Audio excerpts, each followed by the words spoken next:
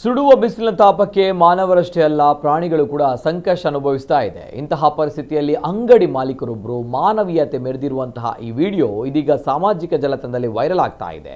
ತೀವ್ರ ಬಿಸಿಲಿನಿಂದ ತತ್ತರಿಸುತ್ತಿದ್ದ ಬೀದಿ ನಾಯಿಗಳಿಗೆ ಆಶ್ರಯ ನೀಡುವ ಉದ್ದೇಶದಿಂದ ಅವರು ತಮ್ಮ ಅಂಗಡಿಯೊಳಗೆ ಅವುಗಳಿಗೆ ಸುರಕ್ಷಿತ ಸ್ಥಳ ಕಲ್ಪಿಸಿದ್ದಾರೆ.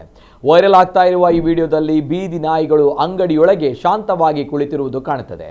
ಅಂಗಡಿಯೊಳಗೆ ಬಿಸಿಲಿನ ತಾಪವಿಲ್ಲದೆ ಯಾವುದೇ ಭಯವಿಲ್ಲದೆ ಅವುಗಳು ಆರಾಮವಾಗಿ ಇರುವ ದೃಶ್ಯ ಗಮನ ಸೆಳೀತಾ ಇದೆ.